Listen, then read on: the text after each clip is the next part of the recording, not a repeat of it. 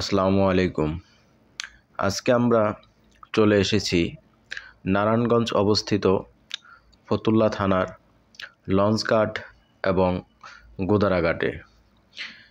ফতুল্লা থানায় যে লঞ্চঘাটটি অবস্থিত সেখানে সদরঘাট থেকে ছেড়ে আসা কুয়াকাটা এবং বরিশালগামী লঞ্চগুলো এখানে যাত্রা বিরতি নেয় এবং সেখান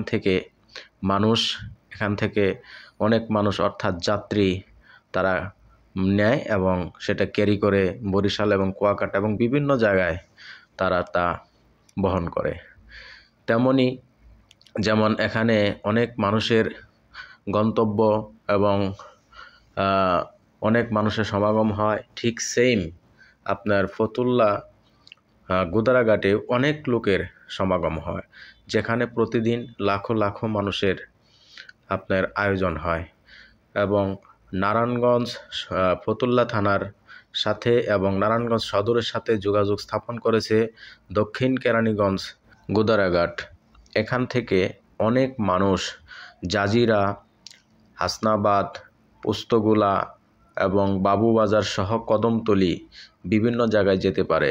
এবং এখান থেকে হাসনাবাদ গিয়ে মানুষ বাসের সাহায্যে বরিশাল এবং ফরিদপুর, মাদারীপুর, গোপালগঞ্জ বিভিন্ন জায়গাও যেতে পারে। তাই মানুষ নারায়ণগঞ্জ থেকে সহজে এই পথ থেকে খেওয়াঘাট পার হয়ে এই পথ মানুষ ব্যবহার করে এবং সময় স্বল্পতা, সহজে কোনো জ্যামে পড়তে হয় না, সিএনজির সাহায্যে সহজে তারা পারাপার হতে পারে। যাই হোক, এখানে মূলত আজকে আসছিলাম আপনাদের দেখানোর উদ্দেশ্যে। আমিও খেয়া পারাপার হচ্ছি, আপনারা হয়তোবা আমাকে দেখতে পাচ্ছেন। খুবই ভালো লাগলো এখানে খেওয়া পারাপার হয়ে।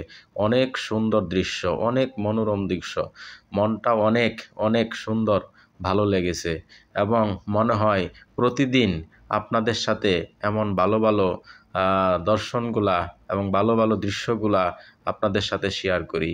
সত্যি বলতে কি জানেন, যখন এমন ভ্রমণের উদ্দেশ্যে বের হই তখন নিজের মন অনেকটাই হালকা লাগে, অনেকটাই নিজেকে টেনশন ফ্রি মনে হয় এবং খুবই ভালো লাগে।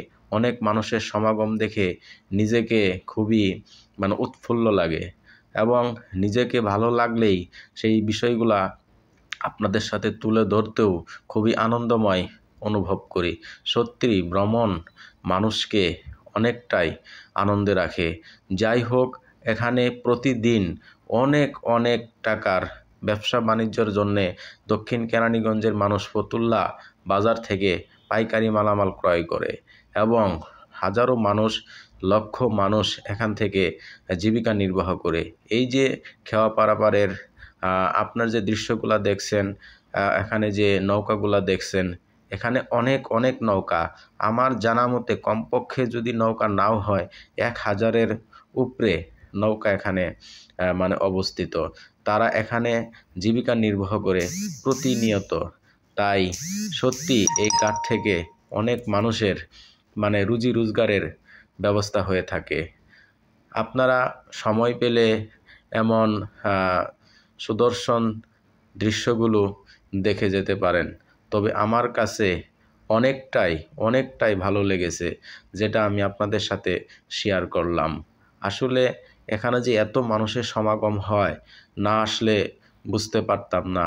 এবং এখানে খুবই ধরতে গেলে খুবই অল্প টাকার বিনিময়ে আপনি এই খেওয়াঘাট পার হতে পারেন। কারণ এখানে ফতুল্লা গোদারাঘাটে আসলে সর্বনিম্ন 2 টাকা আপনার এখানে ঘাট জমা নেয় এবং যে যে নৌকাগুলা দেখতেছেন, এখানে জনপ্রতি আপনার 4 টাকা আপনার নৌকা ভাড়া নেয়। খুবই কম আমার কাছে। আপনাদের কাছে কতটুক কম বা বেশি সেটা আপনারা ভালো জানেন, তো আমার কাছে খুবই কম। তাই বলবো, এই অল্প টাকার বিনিময়ে আপনারা এই ঘাট এবং নদীর সৌন্দর্য সুন্দরভাবে আপনারা গ্রহণ করতে পারেন। ধন্যবাদ সকলকে।